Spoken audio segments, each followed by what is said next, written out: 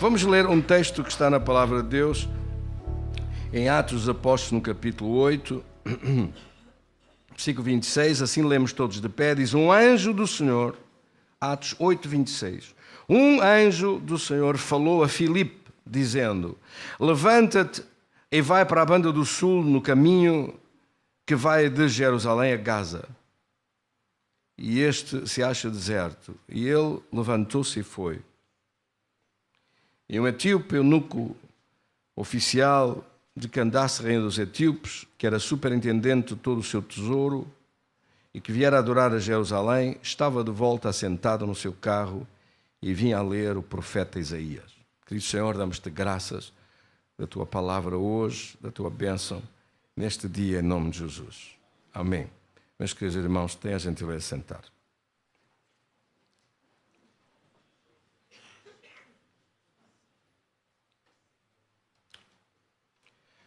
Todos os irmãos têm uma folhinha destas sobre os batismos. Um pequeno estudo destes que quem precisar ainda vamos ter mais um batismo este ano, um ou dois, mas este próximo, mais ou menos daqui a, aproximadamente, mais coisa, menos coisa, daqui a 10 dias. E até se podem fazer batismos à noite. A Bíblia mostra que já se fizeram batismos à noite. Amém? Por isso, quem precisar de uma folhinha destas, eu vou passar com assistentes pela igreja e, se precisar, faça sinal para receber uma folha dessas para estudar, está bem? Em primeiro lugar, o que é o batismo? O batismo nas Escrituras é um sacramento. Em segundo lugar, um sacramento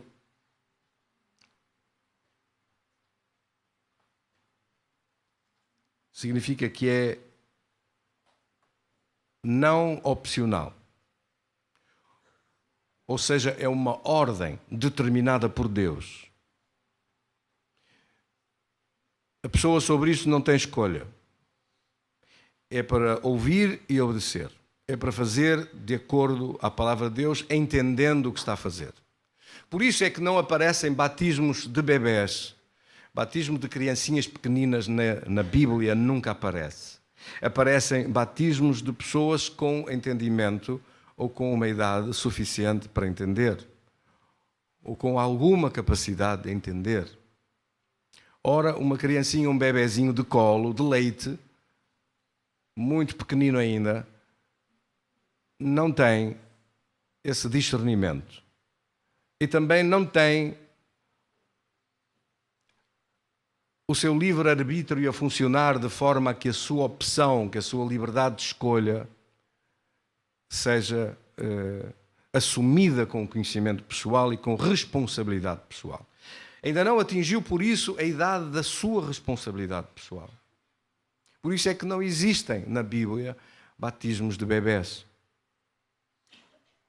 Existem batismos de pessoas que tomavam a sua decisão, conhecendo, sabendo, podiam saber muito, outros podiam saber menos, mas pelo menos entendendo, basicamente, o essencial para que o batismo se fizesse. E por isso é que você vê na Bíblia batismos de pessoas crescidas,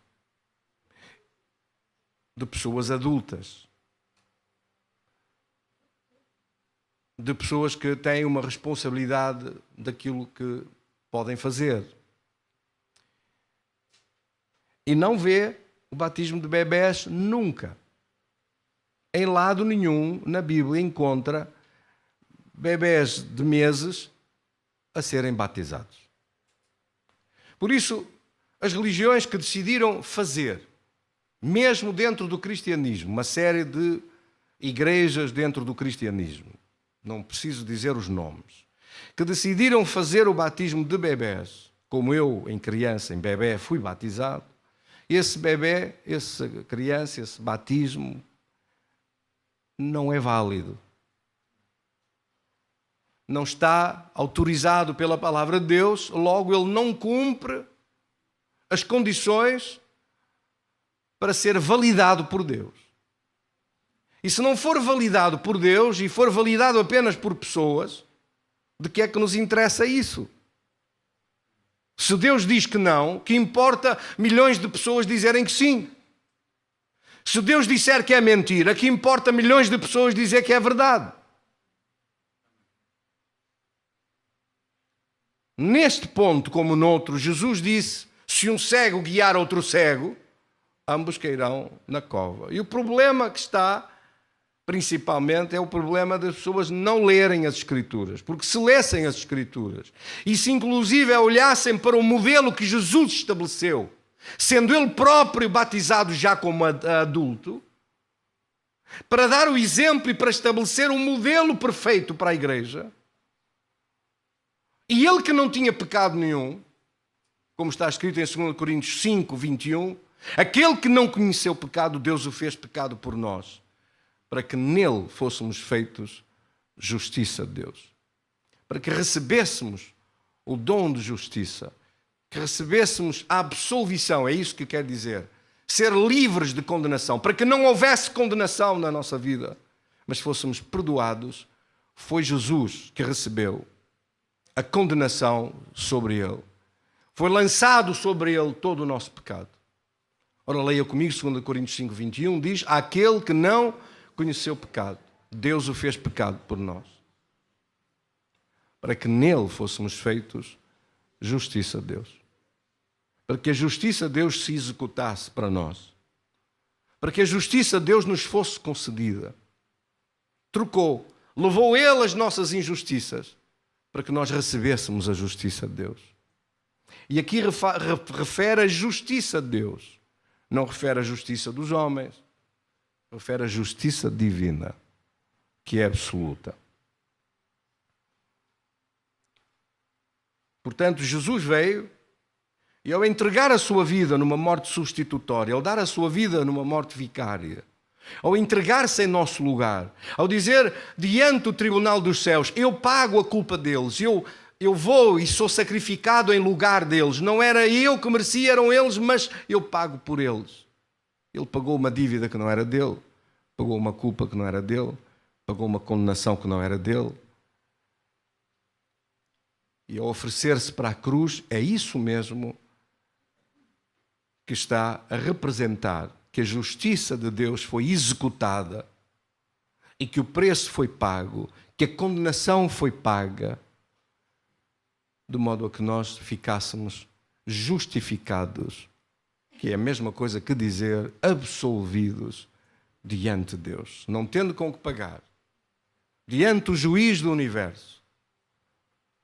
De repente você vê entrar este Senhor maravilhoso que diz: Pai, o juiz é o Pai, eu pago em lugar dele. E entra e faz o pagamento da dívida por si, você sai de lá sem ter que pagar nada. Por causa desta culpa que foi paga, deste sacrifício que foi pago, desta vida que foi entregue, deste pagamento que foi efetuado em seu lugar, em meu lugar. Por isso é que ele é chamado nas Escrituras o Cordeiro de Deus que tirou o pecado do mundo. O pecado ou a condenação diante de Deus não é resolvido de outra forma. Não é pago de outra maneira. É pago com o sacrifício de Jesus para todos aqueles que o aceitam. Amém? E por isso o batismo é, como eu disse, um sacramento obrigatório. Por quê? Porque é uma identificação com Cristo. Jesus veio aqui e como nós não podíamos salvar-nos a nós próprios, a Escritura diz em Romanos 3, 23, todos pecaram e caíram da glória de Deus. Não esqueçam que o homem desde o paraíso foi expulso da presença de Deus e ficou em estado de condenação, de maldição sobre esta terra e sobre a vida humana. Então Jesus veio para que aquela bênção que estava perdida desde o Éden fosse recuperada em Cristo. E que o domínio que estava perdido fosse recuperado em Cristo. E que a capacidade de ser senhores do nosso próprio destino com Deus fosse recuperada em Cristo. E que a escravidão onde nós estávamos metidos como se fosse numa prisão de grades invisíveis, amarrados num reino que é o reino das trevas, fosse aberta essa porta para que pudéssemos sair para a liberdade que há em Cristo. Esse caminho que Ele abriu, esta porta que é Ele mesmo, a porta conduz à glória de Deus, foi paga somente e exclusivamente pelo valor de Cristo. Não havia outro capaz de o fazer. É preciso entender isso claramente, que não havia outra pessoa capaz de o executar. Só Jesus podia executar isto. Porque como vimos antes, que a justiça é a justiça de Deus, não é justiça humana. E a justiça de Deus é absoluta. E por isso nós fomos identificados com Cristo nessa justiça absoluta e não uma justiça relativa, que é a justiça humana. A justiça humana é relativa porque conhece apenas o que é possível saber, até onde chega o conhecimento humano. Quantos crimes ficam por resolver? Quantas coisas ficam desconhecidas? Quantas pessoas desaparecem que foram assassinados e mortos e nunca se sabe quem foram os autores? Quantos crimes de corrupção, de roubo, de políticos corruptos que nunca se chega a descobrir os roubos que fizeram? Às vezes eu digo, uma pessoa rouba outro, é um ladrão. Uma pessoa rouba uma nação inteira, roubou 10 milhões de pessoas. No caso nosso. Amém? Se estas pessoas soubessem que um dia vão ter que prestar contas diante de Deus dos seus atos, pensavam de outra maneira. Sim ou não? Pensavam em honrar o dever da ocupação de determinados cargos. Mas eu não estou para aqui para falar sobre política, mas para falar sobre este mundo em que nós estamos e entender que este mundo não tem hipótese nenhuma diante da justiça de Deus, porque se aqui as coisas não são descobertas, diante de Deus está tudo à vista. Diante de Deus está tudo gravado. Diante de Deus está tudo conhecido. Não há forma de um criminoso qualquer dizer eu não fiz. Uma das coisas mais espantosas que aprendemos por aquele testemunho extraordinário do bispo João Carlos Marques, em que ele esteve lá em cima com Jesus quando morreu e depois foi ressuscitado e regressou.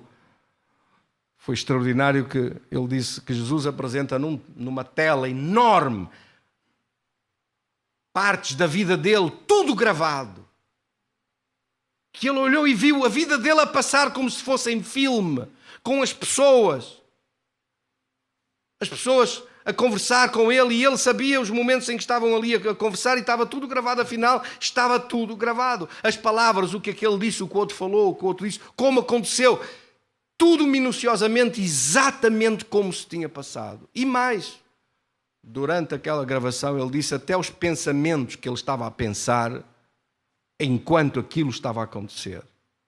Até os pensamentos estavam lá também gravados. Impressionante. Como é que alguém pode esconder alguma coisa da justiça de Deus? Como é que alguém um dia pode dizer diante de Deus eu não fiz isso, ou não fiz aquilo, ou não cometi isto ou aquilo, se tudo está gravado, anotado, escrito nos livros? E se esse livro é uma demonstração absoluta, é só recuar no tempo e está apresentado diante da pessoa que o fez, como é que vai dizer eu não fiz? Não foi bem assim. Se até os pensamentos que estava a pensar no momento estão gravados. Isto, estamos a falar de uma justiça que aqui nós não conhecemos. Porque aqui nesta terra só se conhece em parte, só se sabe em parte. Mas diante de Deus a justiça é absoluta, a perfeição é absoluta, o conhecimento é absoluto, a beleza é absoluta. Quando eu estava em Suíça tinha um professor que costumava sempre dizer que o absoluto não existe, a perfeição não existe. Tinha sempre que levar com ele nas aulas a dizer isto, a perfeição não existe. Quando descobri a palavra de Deus e descobri o poder de Deus e descobri Deus de facto, eu disse afinal esse senhor estava completamente errado. O absoluto existe, a beleza em absoluto existe, a verdade em absoluto existe, a perfeição em absoluto existe. A justiça em absoluto existe. O amor em absoluto existe.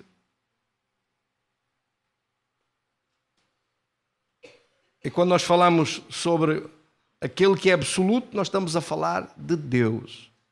É Ele que é o Deus que é perfeito. E quando falamos de um Deus que se faz homem e vem aqui a esta terra, nós estamos a falar de Cristo, que é a imagem visível de Deus. Porque é que só Jesus nos podia salvar? Porque é que nem Maria, nem nenhum dos santos, nem nenhum dos homens, todos eles foram gerados por um homem e por uma mulher. Porque é que não podia nenhum destes seres humanos, mesmo dos mais aperfeiçoados, mesmo dos mais obedientes como Moisés, mesmo dos líderes mais carismáticos como Josué, mesmo dos profetas mais poderosos como Elias ou Eliseu, mesmo dos reis mais extraordinários como David ou Salomão, porque é que nenhum deles servia para ser Salvador? Porque nenhum era perfeito e nenhum viveu uma vida de perfeição diante dos parâmetros da justiça e segundo os conceitos de análise daquilo que é a justiça absoluta de Deus. Só Jesus. Por isso ele não nasceu gerado por um homem, mas gerado pelo Espírito Santo no ventre de uma mulher virgem e veio a esta terra sendo por fora um homem e mais no profundo do seu Espírito sendo Deus. Amém? Mas vivendo aqui como homem e vivendo uma vida perfeita, segundo os parâmetros da obediência com Deus, vivendo uma vida absolutamente justa e irrepreensível, segundo os parâmetros da justiça de Deus, e tendo vivido na perfeição, que é a perfeição divina, numa perfeita obediência, numa grandeza sem mácula, ele pôde pagar pelas nossas fraquezas, pelos nossos erros. Só podia ser ele. Atos 4,12 diz que não há nenhum outro nome dado entre os homens pelo qual nós podemos ser salvos. Não há nenhum outro nome. Não existe nenhum outro nome. Por que não existe nenhum outro nome? Já imaginou quantas mentiras no mundo foram faladas e foram ditas hoje? E nem foi preciso ligar a televisão para saber isto. Não foi preciso ouvir nenhum telejornal para saber isto. Não foi preciso pegar em nenhum jornal para saber isto. Já imaginou quantas mentiras foram faladas hoje? Vamos ler este texto que diz: em nenhum outro há salvação, porque debaixo do céu nenhum outro nome há dado entre os homens em quem devamos ser salvos, através de quem nós pudéssemos ser salvos. Ele é o Salvador por excelência. Porque só podia ser ele o Salvador, porque ele afinal ia pagar por dívidas diante da justiça de Deus, diante da justiça absoluta de Deus, ia pagar por dívidas que não eram dele. De quem eram? Eram nossas. E o valor que ele tem para pagar essas dívidas tinha que ser tão grande que desse para pagar pelas nossas todas. Já imaginou uma pessoa quanto é que tinha que ser rico para pagar pelas dívidas do mundo inteiro? Quanta riqueza é que tinha que ter? Paga as dívidas todas de Portugal, paga as dívidas todas de Espanha, paga as dívidas todas... Quanta riqueza é que tinha que ter uma pessoa destas? Quanto é que tinha que ter de posses, de bens nas suas mãos? Então, faça uma aproximação para que diante da justiça de Deus, Jesus tem tanto valor que pode pagar pelas mentiras do mundo inteiro. Sabe porquê? Porque ele nunca mentiu. Só alguém que nunca mentiu é que pode pagar pela mentira dos outros. Só alguém que nunca cometeu crime nenhum é que podia pagar pelo crime de toda a humanidade. Só alguém que nunca tivesse roubado nada ou ficado com nada de ninguém é que podia pagar por todo o roubo. Só alguém que nunca tivesse tido no seu coração nenhum pecado é que podia pagar pelos nossos. E não havia nenhum ser humano capaz disto. Porque, como já vimos, todos os seres humanos pecaram e falharam. Então Deus veio aqui como homem, fazendo-se homem, disse: eu pago para todos aqueles que agora me queiram seguir. Que diferença tão grande. que olhamos para Cristo e vemos ao mesmo tempo a justiça de Deus e o amor de Deus em ação. A justiça de Deus porque são parâmetros e equações da própria existência de Deus. Deus é infinitamente justo. Por ser infinitamente justo, tinha que julgar-nos. Mas Deus é também infinitamente amor. Por ser infinitamente amor, tinha que dar-nos uma oportunidade de viver com Ele para sempre.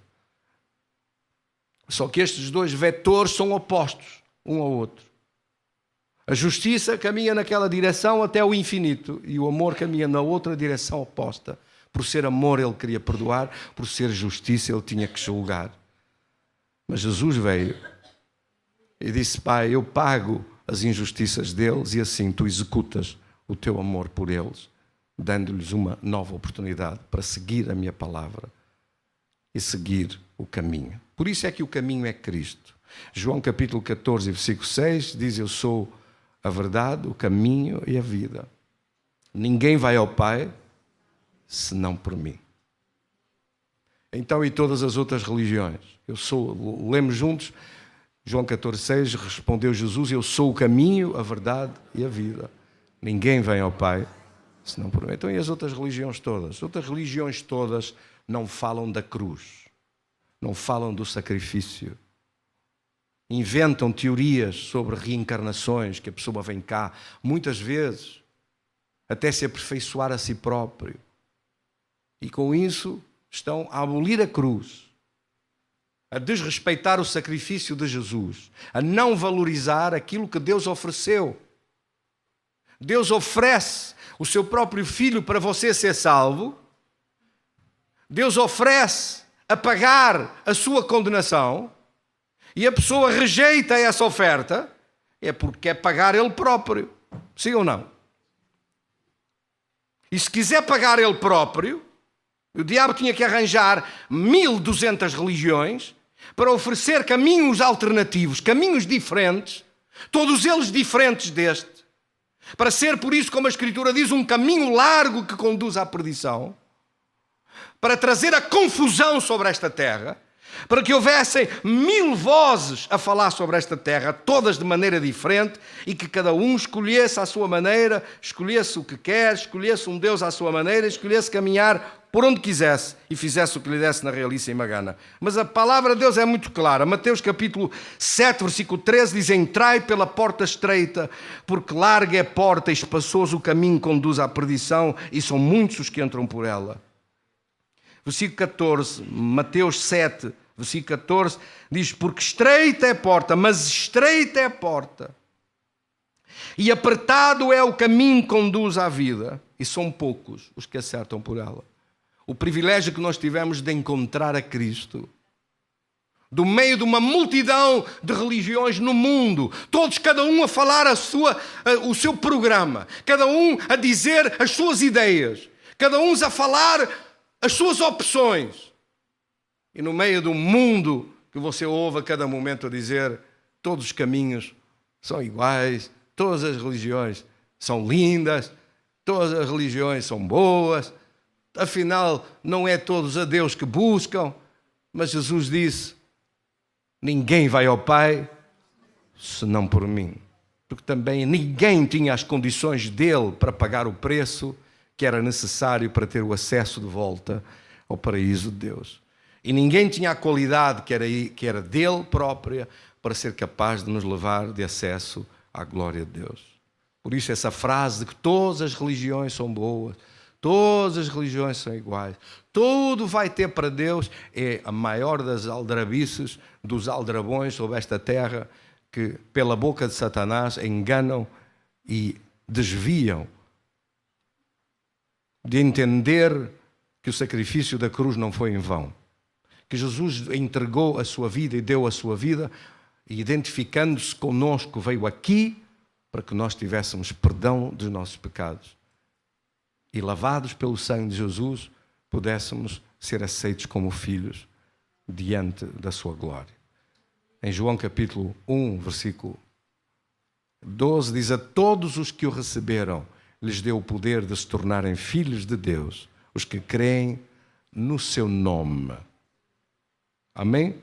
os que creem no seu nome, os que creem naquilo que Jesus fez, naquilo que ele veio aqui fazer, a todos aqueles que o recebem, a todos aqueles que o aceitam como seu Rei, como seu Senhor, como seu Salvador e como seu Deus, a todos estes deu-lhes o poder de se tornarem filhos de Deus, impartindo para nós a natureza divina e a vida que está nele se fosse impartida para a nossa vida. Bendito seja Deus. Meus queridos irmãos, por isso a Escritura é muito clara quando diz que não há outro Salvador, nem há outro nome através do qual nós podemos ser salvos, a não ser o nome de Jesus. Porque Deus de tal maneira amou o mundo, João 3, 16, 17,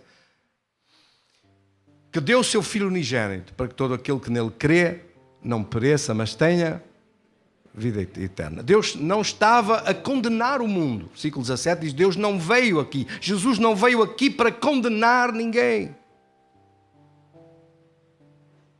mas para que o mundo fosse salvo por ele.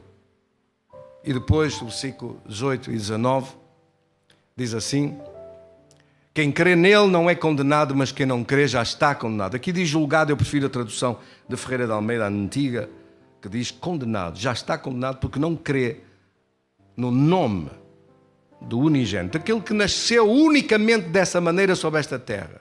Quem foi gerado de uma maneira especial sobre esta terra, unicamente foi Jesus. Não há outro ser gerado por Deus no ventre de uma mulher virgem, para ser por fora homem, por dentro o Filho do Deus Altíssimo.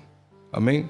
Perfeito em seus caminhos, perfeito em sua justiça, perfeito em todas as suas ações, perfeito desde o início até à cruz. E por isso a morte não o pôde conter e ressuscitou e venceu a morte e ressuscitou ao terceiro dia. Mas no versículo 19 diz assim, repare bem como diz o versículo 19, e o julgamento é este, ou a condenação é esta, a luz, que é Cristo, veio ao mundo, mas os homens amaram mais as trevas do que a luz, porque as suas obras eram más. A luz veio, mas no meio das religiões, no meio das vozes, no meio das confusões, as pessoas escolheram outros caminhos, esquecendo que mais ninguém deu a vida na cruz para nos salvar a não ser Cristo. É este o texto que este homem ia a falar quando o anjo do Senhor veio e se apresentou a Filipe, evangelista, e um dos diáconos da igreja de Jerusalém. E quando se juntou o Espírito, Deus disse, junta-te a esse carro. E ali o ministro das finanças da rainha da Etiópia. Ele aproximou-se e ouviu o homem ler o profeta Isaías. Este versículo 30, que se refere a Isaías no capítulo 53, no versículo 7 e no versículo 8. Ouviu ler. Isaías 53, versículo 7 e versículo 8. Ouviu ler. E perguntou-lhe, tu entendes o que estás a ler? E ele disse, como hei de perceber se alguém não me explicar? Mas esta é a explicação que eu vos acabei de dar sobre o sacrifício de Jesus. É sobre isto que este homem ia ler, acerca da profecia que Isaías tinha falado cerca de 700 anos antes de Jesus vir. O profeta Isaías tinha dito, virá um que foi oprimido e afligido, mas não abriu a sua boca. Como um cordeiro que é levado ao matador e como ovelha muda perante os seus tosqueadores, assim não abriu a sua boca. Quem foi este? Porque é que ele não se defendeu? Foi levado à cruz e não se defendeu, porque ele estava a pagar por uma coisa que era nossa. Ele não abriu a sua boca, ele não se defendeu, porque a culpa que estava a ser colocada sobre ele era a sua e a minha. Se ele se defendesse, se ele dissesse, eu não mereço isto e eu não aceito pagar este preço, nós ficaríamos condenados, porque ninguém tinha se oferecido no sacrifício para ocupar o nosso lugar. Amém? Da opressão e do juízo ele foi arrebatado e ninguém dentro da sua geração considerou que ele fora cortado da terra dos viventes, ferido pela transgressão do seu povo. No texto de Isaías, capítulo 53, que os judeus bem conheciam, no versículo 6 diz assim: todos nós andávamos desgarrados como ovelhas, cada um seguindo o seu próprio caminho. Mas o Senhor fez cair sobre Cristo a iniquidade de todos nós. A condenação que era para nós fez com que ela caísse sobre ele. Portanto, os judeus não têm desculpa nenhuma. Eles tinham esta palavra. Isaías era dos profetas que mais liam. E quando ele veio e aconteceu tudo como está descrito na palavra de Deus, eles tinham era que entender que as Escrituras se referiam ao Messias e ao Salvador, que vinha pela primeira vez não como um grande rei para reinar sobre toda a terra, que era o que eles queriam, mas vinha como Cordeiro de Deus para pagar as nossas injustiças, a nossa culpa e nos reconciliar com Deus. 2 Coríntios capítulo 5, 2 Coríntios capítulo 5, versículo 17, diz: aquele que está em Cristo, nova criatura é.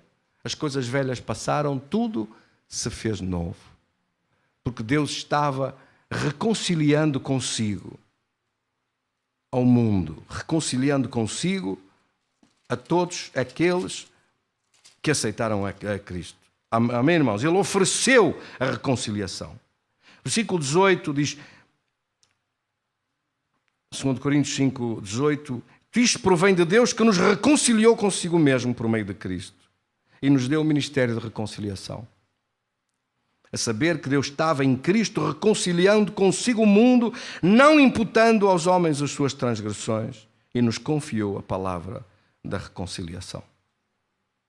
Por isso, nós, como embaixadores de Cristo, como se Deus exortasse por nosso intermédio em nome de Jesus Cristo, rogamos que vos reconcilieis com Deus.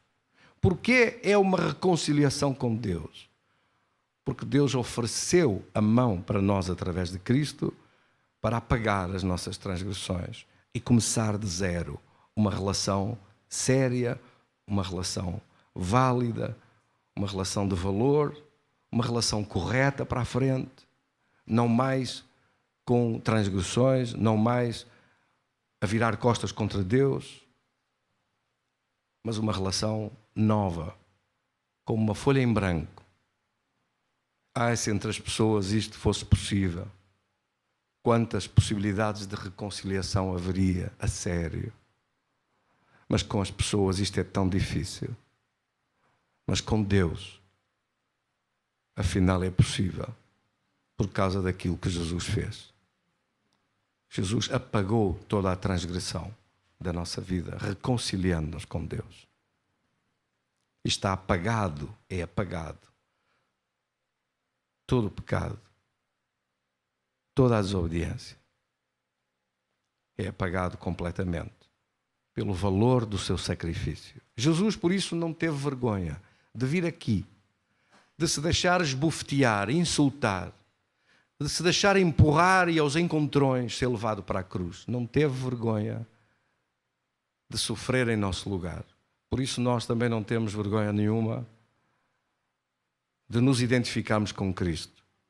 E não temos vergonha de nenhuma de dizer que somos de Cristo. Amém? E não temos vergonha nenhuma de assumir a nossa vida com Deus.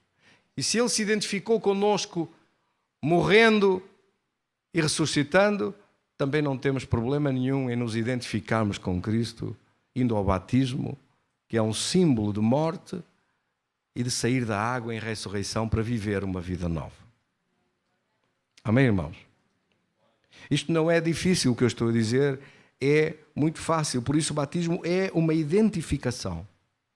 Além de uma identificação com Cristo, o batismo é também um ponto final aos direitos que o inimigo tivesse sobre si. E esse texto tão importante de 1 Coríntios 10, versículo 1, e Deus, irmãos, não sejais ignorantes que os nossos pais todos passaram debaixo da nuvem e todos foram batizados em Moisés, na nuvem e no mar. 1 Coríntios 10, no versículo 2. Principalmente o versículo 2 diz: e todos foram batizados em Moisés, na nuvem e no mar.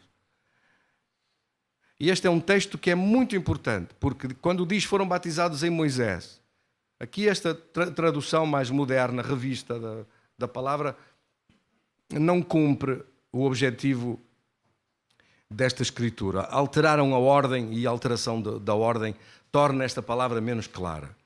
A palavra que está nas vossas Bíblias, que não são as Bíblias revistas, são as Bíblias normais da tradução corrente, diz: foram batizados em Moisés, na nuvem e no mar. Em Moisés, porque Moisés pregou a palavra de libertação da escravidão do Egito e eles aceitaram. Alguém muito maior que Moisés veio pregar o Evangelho e dizer que chegou até vós um reino de justiça e um reino da presença de Deus, o reino dos céus, e que podemos viver neste reino através de Cristo.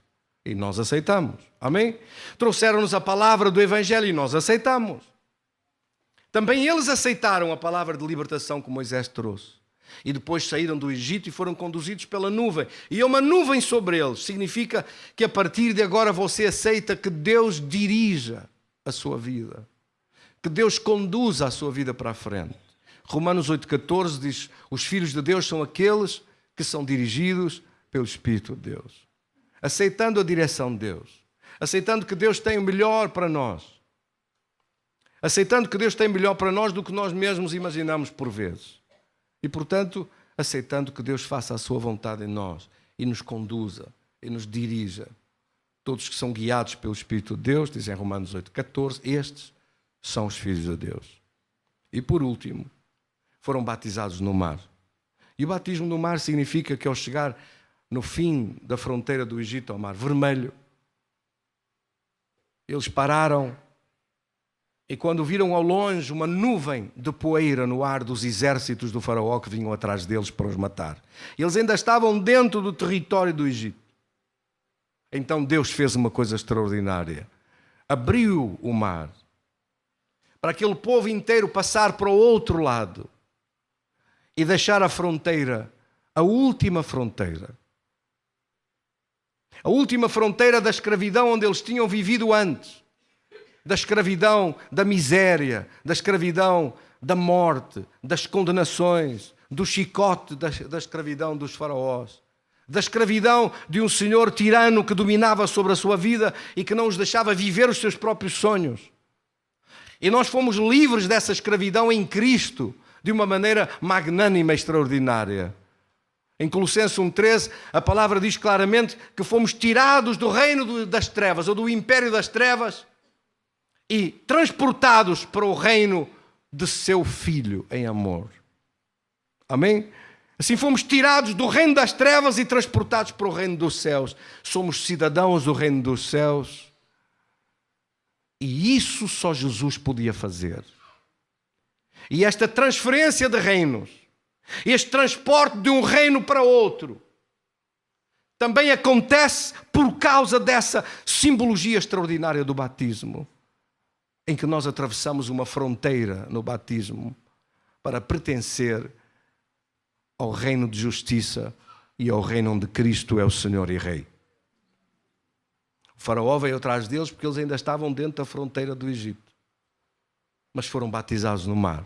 Deus abriu alas no mar para aquele povo passar para o outro lado. A escravidão ficou para trás. Os direitos que o faraó tinha sobre eles ficaram para trás.